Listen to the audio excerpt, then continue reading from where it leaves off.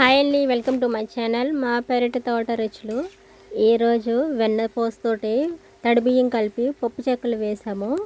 చాలా బాగా స్మూత్గా వచ్చాయండి. మీరు కూడా ఇలా ఫస్ట్ టైం చేస్తున్నట్లయితే వెన్నపూస వేసి పప్పు చెక్కలు అనేవి చేయండి. తడి బియ్యంతో చాలా బాగా వస్తాయి. చూస్తున్నారు కదా ఎంత క్రిస్పీగా ఇరుగుతున్నాయో. ఈరోజు ఈ వీడియో మీకోసమే చేశాను. ఎక్కువ పొడి బియ్యంతో కూడా చేసుకుంటారు, కానీ తడి బియ్యంతో వెన్నపూస వేసుకుని చేసుకుంటే నిజంగా వెన్నపూసలాగే కరిగిపోతాయి నోట్లో వేసుకోగానే. చూస్తున్నారు కదా సౌండ్ కూడా టప్ చాలా బాగా కరకరలాడుతుంటాయి. తింటుంటే కూడా కమ్మగా ఉంటాయండి. వెన్నపూస కాబట్టి చాలా బాగా ఉంటాయి. ఎలా చేయాలో ఈ వీడియోలో చూడండి. ఫస్ట్ తడి బియ్యంలో ఇలాగా మిగిలిన పిండిలో కారం పోసి వేసాం కదా, దాంట్లో కరివేపాకు బాగా చిన్నగా కట్ చేసి పెట్టుకొని వేసుకోవాలి. తడి బియ్యంలోని మనం ఈ విధంగా కలిపేసుకోవాలి. బాగా కలపాలి. సాల్టు, పచ్చెనపప్పు, నానబెట్టింది పచ్చెనపప్పు అండి. మనం కావాలితే పెసరపప్పు కూడా వేసుకోవచ్చు. పెసరపప్పు వేసుకోవచ్చు, పచ్చెనపప్పు వేసుకోవచ్చు. పచ్చెనపప్పు ఈ విధంగా నానబెట్టేసుకుని మనం ఈ విధంగా కలుపుకోవాలి. అసలు ఈ తడి బియ్యంతో ఫస్ట్ నుంచి మేము తడి బియ్యంతోనే చేసేవాళ్ళం. ఇప్పుడు ఇంకా మనకు ఒక్కొక్కసారి తడి బియ్యం లేకపోతే పొడి బియ్యం ఉన్నప్పుడు వాటిని ఎలా చేయాలో తెలుసు కదా, అది కూడా చెప్తాను. చాలా రుచిగా ఉంటాయండి ఈ విధంగా చేస్తే చెక్కలు అనేవి. ఈ నానిపోయి పెట్టుకున్న పచ్చెనపప్పు అసలు చెక్కలకి అతుక్కునే ఉంటాయి. అసలు ఒకటి కూడా ఊడవు నూనెలో. ముందుగానే నానబెట్టుకోవాలండి ఒక 5 గంటలు. ఇవన్నీ బాగా కలుపుకోవాలండి. బాగా కలుపుకున్న తర్వాత మనం వెన్నపూస అనేది వేసుకోవాలి. మన ఇంట్లో తీసి పెట్టుకున్న వెన్నపూసేనండి ఇది. చూస్తున్నారు కదా, ఇది మా దగ్గర ఉన్న ఆవు నెయ్యి వెన్నపూస. మా ఇంట్లో ఉన్నది అమ్మోళ్ళదేమో గేదె నెయ్యి వెన్నపూస అండి. ఏ వెన్నపూస అయినా వేసుకోండి, కానీ వెన్నపూస వేసుకుంటేనే చాలా రుచిగా ఉంటుంది. సరిపోదని నేను ఇంకా కొంచెం తెచ్చుకున్నాను. ఇది కొంచెం చూస్తున్నారు కదా, ఈ వెన్నపూస మొత్తం కలిసేటట్టు కలుపుకోవాలి.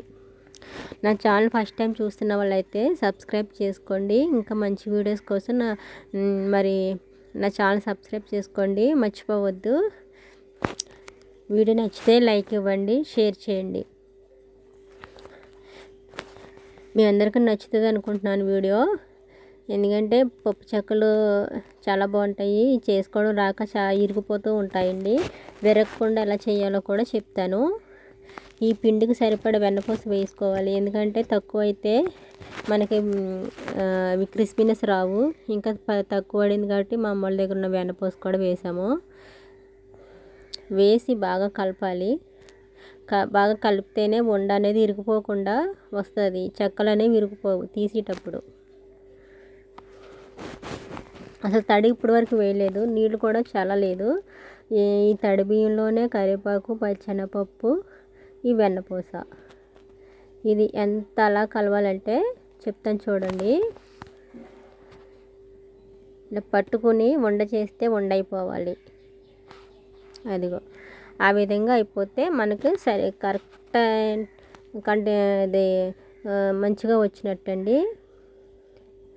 కరెక్ట్గా వచ్చినట్టు వండైపోతే ఈ విధంగా ఉన్నప్పుడు మనం నానబెట్టుకున్న దీన్ని ఏమంటారు, ఇది నువ్వులండి. అవి నువ్వులు వేసుకుంటే ఇంకా టేస్ట్ ఉంటాయని నువ్వులు వేసాము.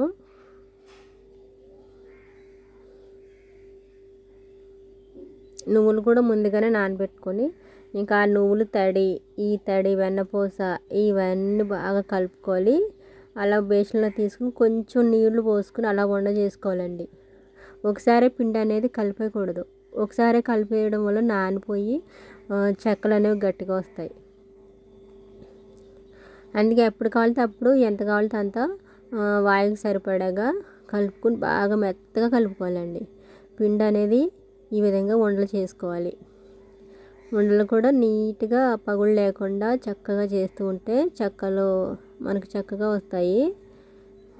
అలా చెక్కలు ఒత్తే దాంతో చెక్కలు ఒత్తేసుకోవాలండి.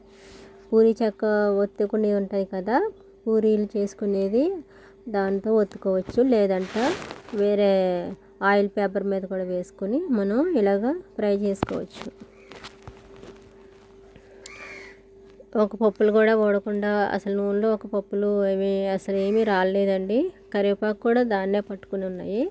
మనం కలిపే దాన్ని బట్టి ఉంటుంది. ఒకసారి మీరు కూడా తడి బియ్యంతో ట్రై చేయండి. రాని వాళ్ళకి చెప్తానండి మరొకసారి, తడి బియ్యంతో ఒకసారి ట్రై చేసి చూడండి. పప్పు చెక్కలు చాలా టేస్ట్గా వస్తాయి. చూస్తున్నారు, కరకరలాడుతూ చక్కగా విరుగుతాయండి. మనం అప్పుడప్పుడు ఈ విధంగా ట్రై చేస్తూ ఉండండి.